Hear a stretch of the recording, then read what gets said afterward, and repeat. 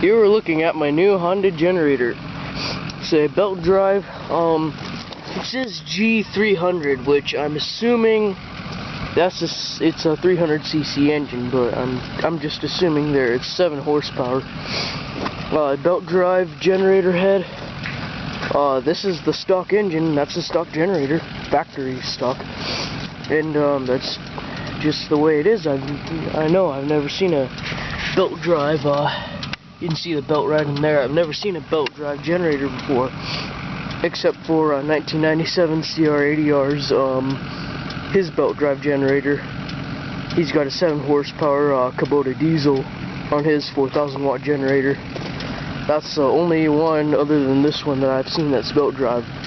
But anyway, I paid $50 for this thing. Yes, $50. I'm not sure if the gas tank is stock, because it doesn't really look like stock welds. I mean, that just doesn't look like something the factory would do. But whether it is or not, it works, and I'm not going to change it unless I have to. But I only got it for $50. No, not in running condition. But I did have to clean out the carburetor, but that was it. And the recoil is completely fucked, and the new one's $80. So what I've been doing is this is the rope out of the recoil. Actually, it's a stiff rope. I'm gonna get a softer one, make it easier to wrap. But I never modified anything on this. But there's a little notch here.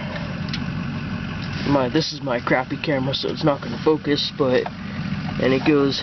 I just wrap it around the starter cup a couple times and give it a good pull, and it works pretty well.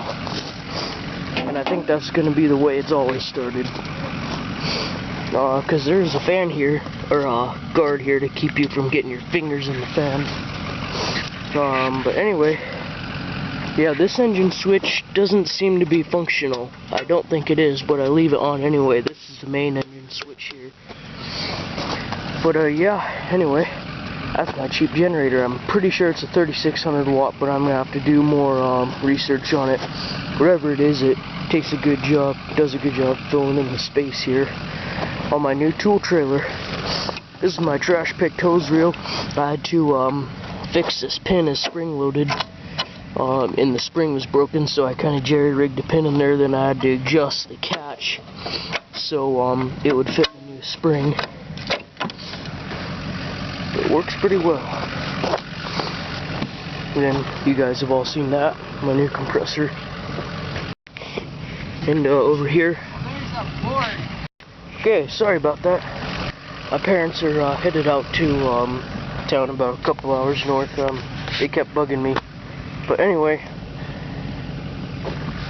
back. So this hose here, this is a 1/2 inch or inside diameter hose, and as you can see, this is kind of jerry-rigged. I had to use 2 hose clamps. See if I can get it to focus at all, which I probably won't, to get this hose mender on there and not leak.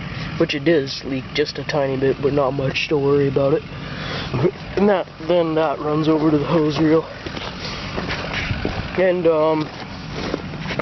so as you can see, if it weren't for this space right here in the generator, I wouldn't have been able to get that generator on here. It's a fairly tight fit.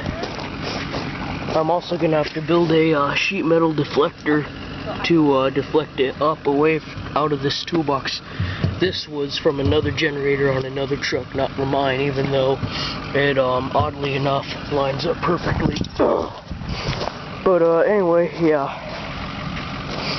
So it's a pretty good little generator. One thing that I was surprised to see is it's got these 12-volt plugs, and for a minute I thought this was electric starter, but it's not. But anyway, it's got a couple of 230-volt plugs.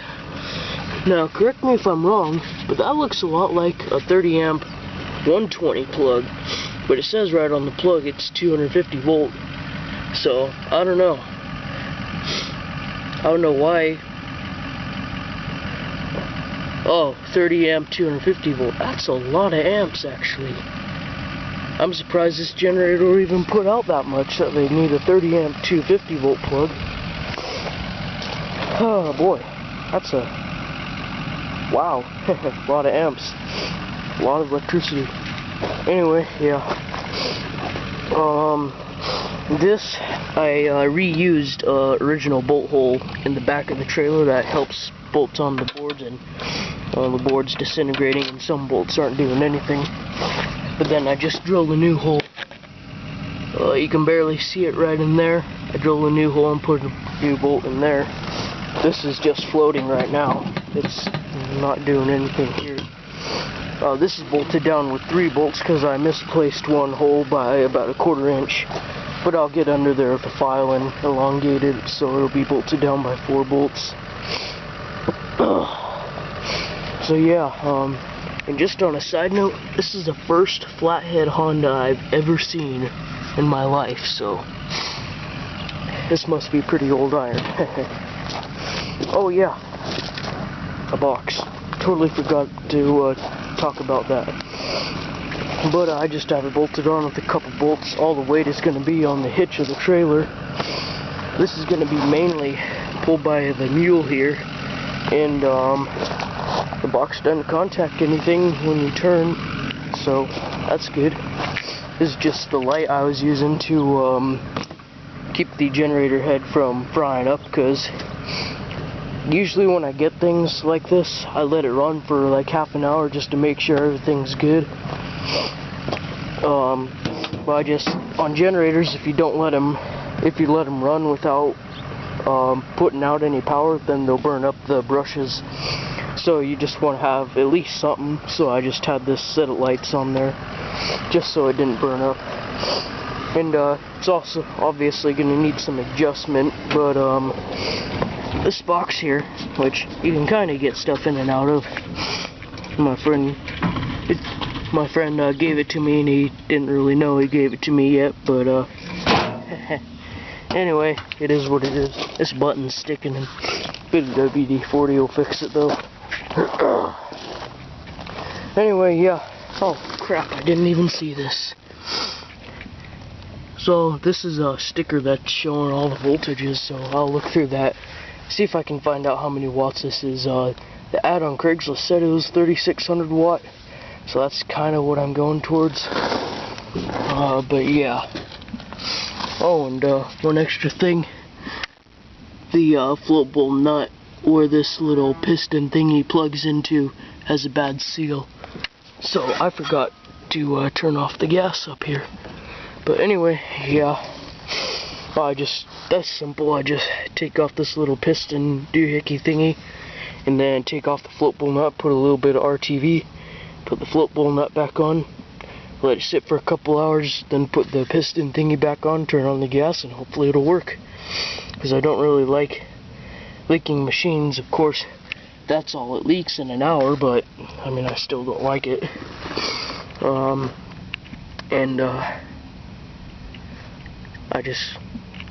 Yeah, anyway, so that's pretty much the end of this video. It's starting to get a bit long, so yeah, thanks for watching. I'm gonna go eat breakfast.